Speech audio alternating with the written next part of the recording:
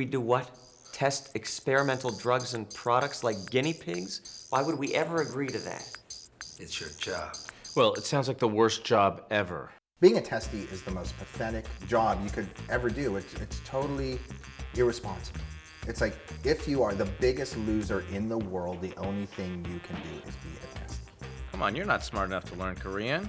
You're way too lazy. You'll never amount to anything. Testees is a show about two lazy layabouts who spend their lives testing experimental drugs and products, which just seems like the easiest job in the world. You'd think that going in once a week for 15 minutes to take some pill would be easy. Who knew that pineapple shampoo would make you blind? Well, it's a good thing there's people like us to test this stuff.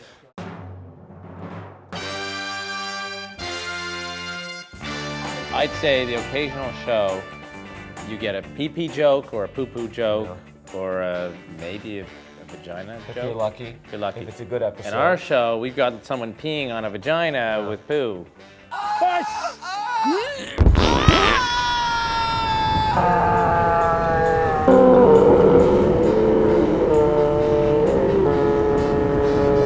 think Testees is different from other shows on television because, first of all, it's much better than any other show that's on television. I'm mixed. I want to congratulate you, but at the same time, it's a little awkward watching my graphic sexual assault over and over. There's so much horror, anger, and violence on television. Time for what I like to call my Dorito-munching stoner audience to sit back, relax, and have fun. Here's a product you'll be testing today. Let me guess. A new battery acid that we spray in our eyes. No, a new breath freshener made out of cat shit. The worst experiment I think I've been through is probably just my marriage. Oh, on the show, you want show stuff? Oh, I don't know. Definitely the worst thing, making out with my best friend. Yeah. Steve and I are real-life best friends, not just best friends. We've known each other and been best friends our entire lives. How often does that happen? That two real-life best friends get to play best friends on a TV show? We feel blessed. And I'll tell you this, my favorite moment, and this is between you and I, please do not tell Jeffrey this, I had the opportunity to make out with Jeffrey. And this has actually been a lifelong dream of mine. But it's awkward, you know, we're growing up together. All I could think about, how do I get my tongue in this guy's mouth? Yeah. Yeah, that's really good. A lot of the blogs have mentioned this sort of level of gay undertone.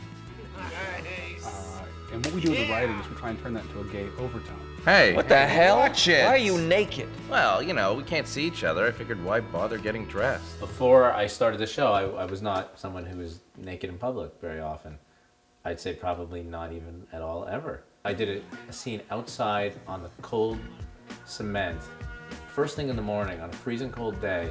I was naked in public, basically half the shoot. Peter is a mess with women. The guy cannot close the deal.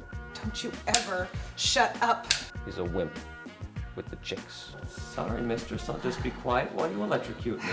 And ironically, in the one episode in which Peter has the chance to bone a really hot girl, he's unable to do so because he is testing an industrial strength chastity belt.